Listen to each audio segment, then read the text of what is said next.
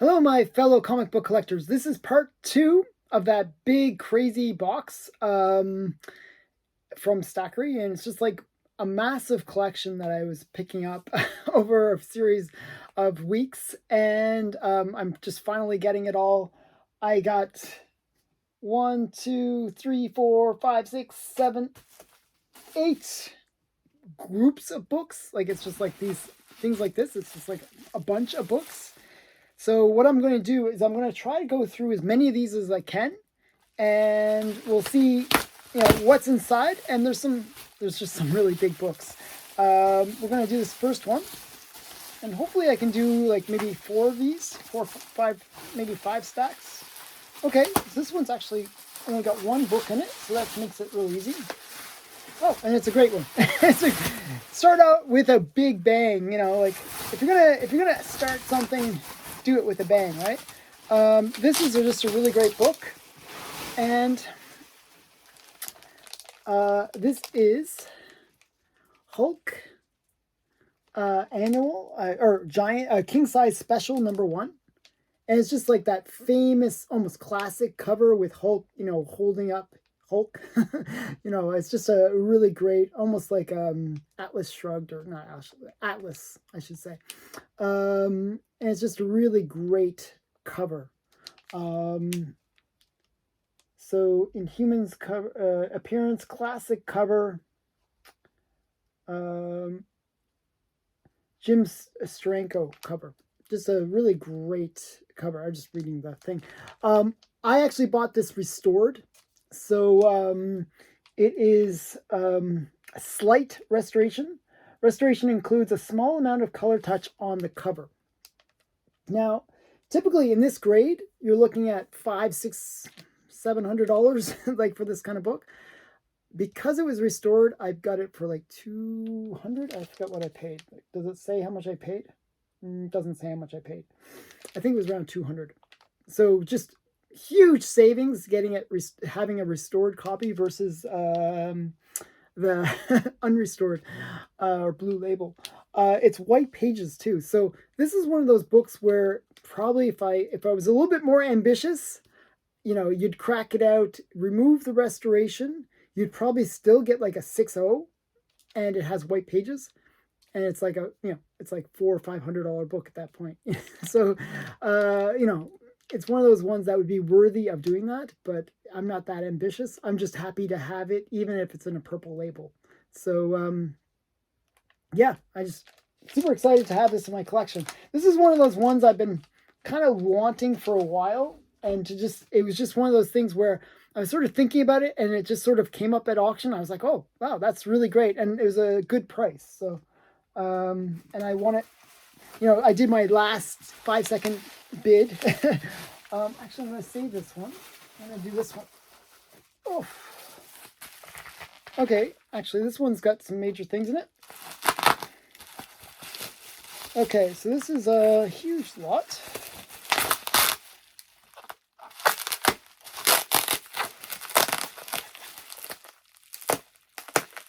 Okay. Let's see if I can get all this stuff out of this one. Just a bunch of raw books. Oof. Bunch of raw books. And 1 slab. So I'm going to show the slab first. Oh, this arrived really quickly. So this is a Space Odyssey #8. And it's in a 7.5, so it's a nice high grade. It's really nice, looks really good. This is the first appearance of Machine Man. Okay, so kind of a cool first appearance. And it's a Jack Kirby story, and Jack Kirby cover. So just a really great. This book is one of those underrated keys that not many people realize is so important. So it's 2001: A Space Odyssey #8, and it's the first appearance of Machine Man from 1977, and it has like cool cover on the back. Spalding. So yeah. Okay, put that over here. And let's see what else is in here. Oh, okay. Well, this one's kind of by itself. This one's not even bagged or board. It was probably taken out by Stackery, but it was wedged between some other things. This is Hitmonkey #1. If you haven't watched the Hitmonkey series, it is really good. Really great series. Highly recommend it. And Hitmonkey didn't make his first appearance in here. He had like a mini series, and then he had this. This is his first regular series. And so I have his first appearance, and now I wanted to get this one too. It's just a great Hitmonkey cover. I'm a big fan of Hitmonkey. It was just such a great show. I just really enjoyed it. So basically you get this monkey that goes around acting like an assassin, and it's just a really cool story. Definitely recommend it. Oh, this is the miniseries. Okay, so this is the miniseries. I was thinking, but this is not the one. So there's two series. So this is the second one though. But Hitmonkey #1. So that's his first regular series though. Okay. Then we got.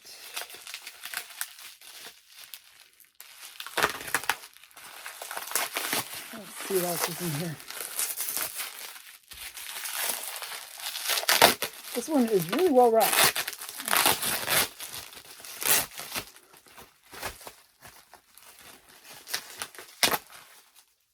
Okay. Cut bag here. Oh, that's interesting. I've never seen them do this before. Cut bag here. Okay, so I'm going to do exactly what it says. Let's see if this works.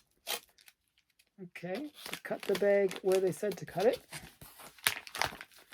So that's interesting. I've never seen anyone do this kind of weird cut bag here thing. Okay, let's cut the bag off altogether. Okay.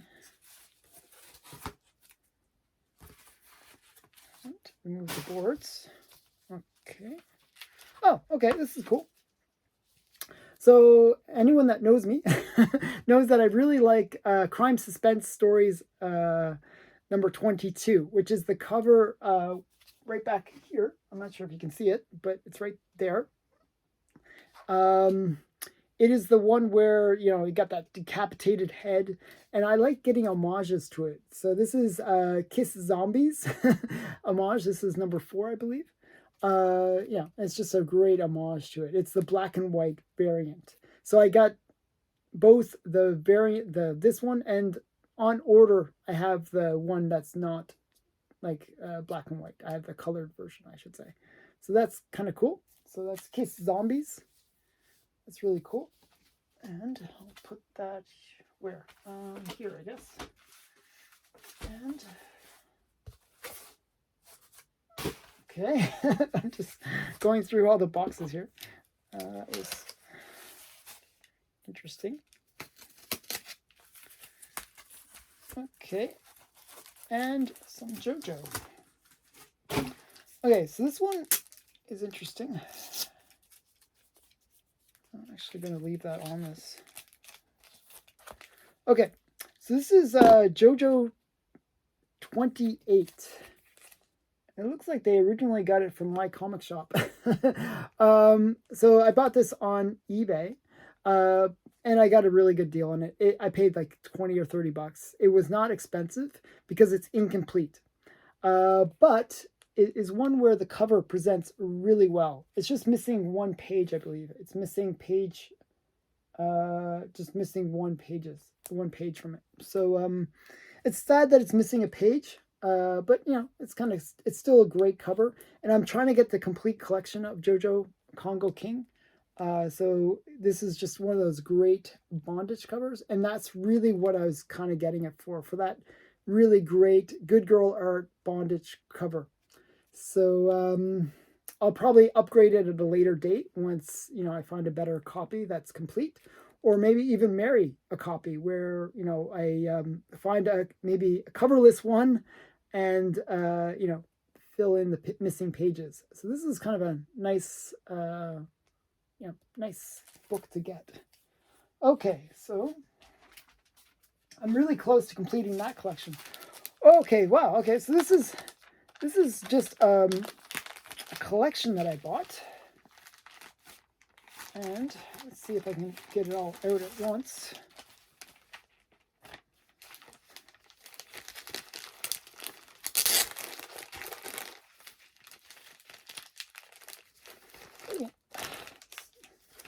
They really taped it in here. It's taped to the bag. Okay, you can watch me struggle here. Okay, so, okay, got it out. Okay, so this is a collection, and it was really cheap. It's like, I paid $1 a book. So it was 20 bucks, and I got the complete collection of Gen 13 Bootleg. And some of the covers in here are just amazing. Like, if you like good girl art, Gen 13 has a lot of good girl art in it. So it's just, you know, these kind of, I think this series came out in 2000, I believe. People can quote, you know, tell me if I'm wrong. But these, I'll show you some of the covers. This is number 2. That was number 1. This is number 2.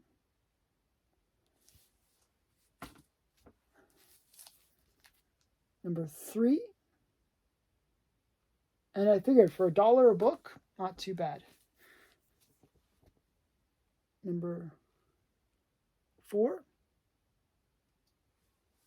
I'm just making sure they're in order. Some of them are bagged, some of them aren't. I mean boarded. Number 5. Number 6.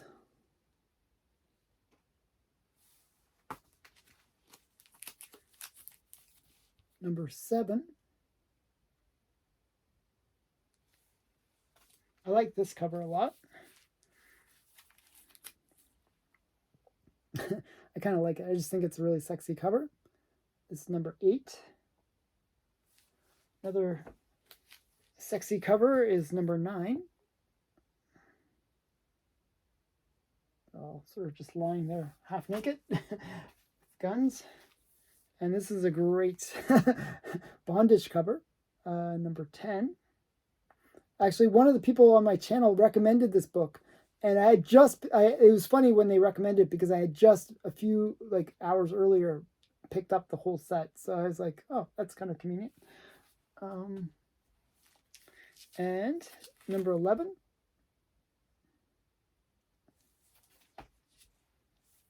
Number 12.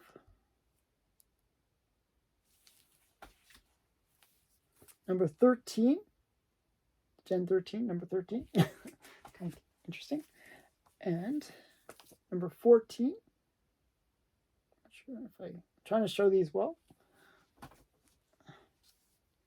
And number 15.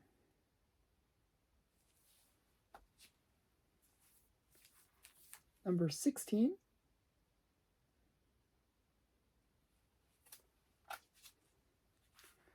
Number 17.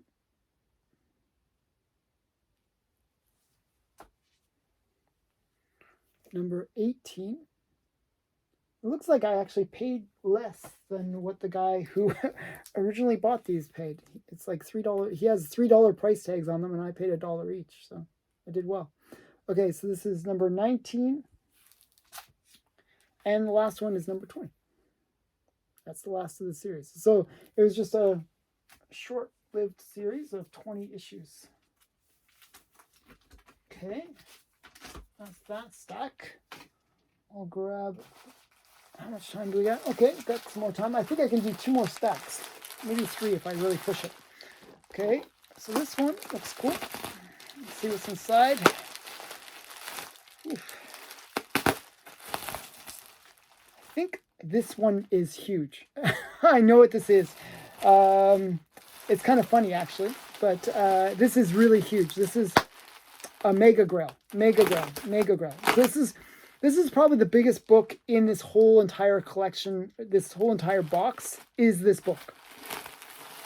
And this is actually, it's 2 slabs and a raw comic, but this was really massive. It was a very, very pricey book too.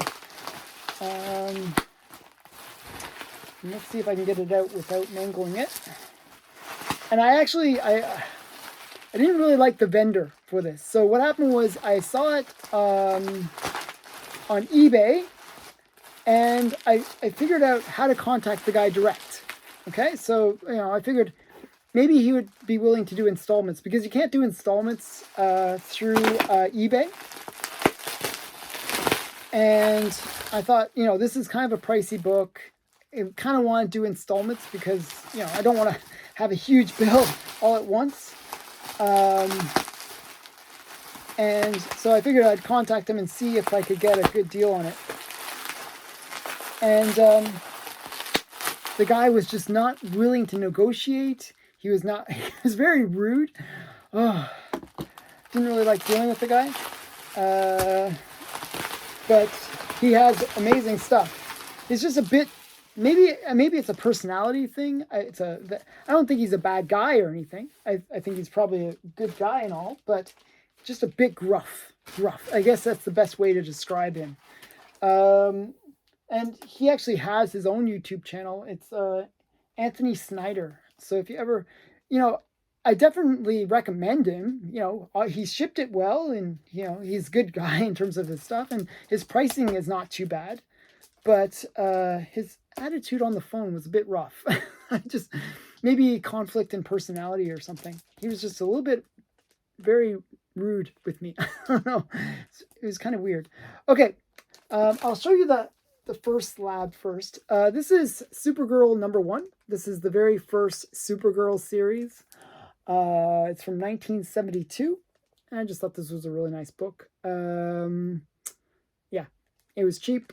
He had a really good price on it. I think I paid like $70 or something like that. $60, $70. Just a really nice book. I like getting the first series of a character as well, not just their first appearance, but their first series, their first title series. And the other book, he threw this in basically. I did kind of negotiate a deal on it with him. I thought this one was kind of interesting. Oh, he actually threw in 2 books. Okay, that's interesting. Was this one? This Hot Mexican Love Things. I thought this was interesting. I was curious what the heck it is. Had a sort of Bruce Timm feel to it. This is a cheap comic. It's like a $10 to $15 comic. But I just thought it looked interesting. I was curious what it was. And he threw this one in as well. Hot Mexican Love Comics number something. Whatever. Okay. And the big comic, the Grail, this is a Grail. This is like truly a Grail, is this one. Sensation Comics #2. Now, #1, everyone knows it's the first cover appearance of Wonder Woman.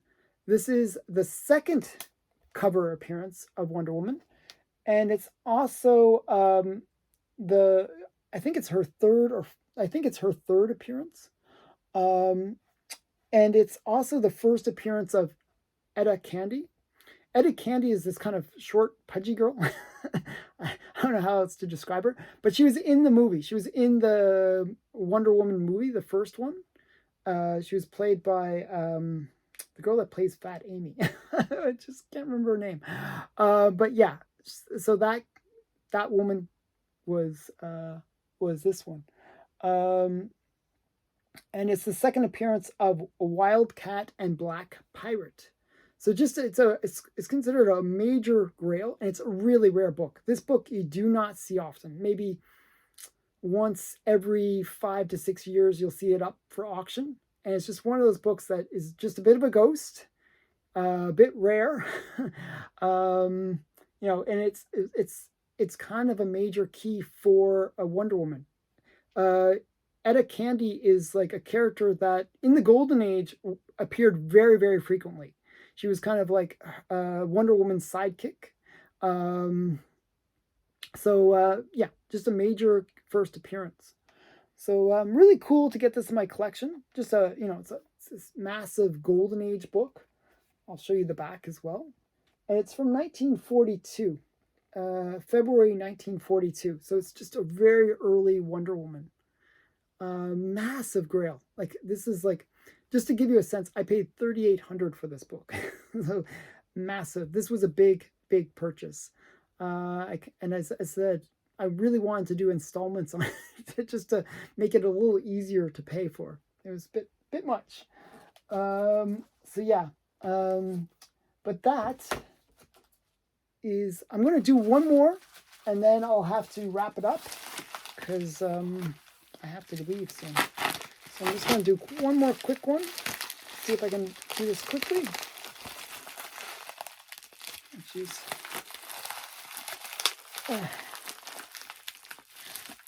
This is what I don't like about when they package things and it's really close to the comic. You can slice the comic when opening it. I almost sliced the comic, which is kind of scary. Okay. So I kind of sliced the bag. I did not slice the comic, which is good. Wow, I actually sliced right through the bag. That's amazing. Okay, and this is, oh, it's the first appearance too. Okay, this is a collection of comics. And I'll pull them out. Hopefully I didn't slice the comic. Did I slice the comic? Oh my goodness. One sec here. This is like one of those things where you're kind of worried about slicing the comic. I don't think I did, actually. Let's see. I'm going to pull out the comic because... Oh, I sliced the comic. Wow, that is so sad. I rushed and I sliced. Wow, that thing is just so sharp. It went right through the comic, multiple pages. I'm going to have to buy this again. And it's not an expensive comic, but it's just sad that it ruined it. Okay, this is the first appearance of Jennifer Blood. And it's a mint condition, except for now the slice. I sliced it. So sad. I didn't realize that they hadn't boarded it. I was trying to slice in a way that would just cut the bag. And the blade was sharper than I thought in terms of it went deep. And it went right through the first page as well. Right through. Man. So you can see I sliced it. That is just really frustrating. So I bought the whole collection, though, of Jennifer Blood. This is number 2. I'm a big fan of Jennifer Blood. I collect the modern ones. Number 3. Really sexy number 3. I like number 3 the best. For obvious reasons. And then I'll show you number 4. And then they kind of mix them all together, so they're like in lumps. I'll just show them. This is number 8 and number 11. But the whole collection is here. I'm going to have to buy number 1 again. That's sad. Number 14 and number 17.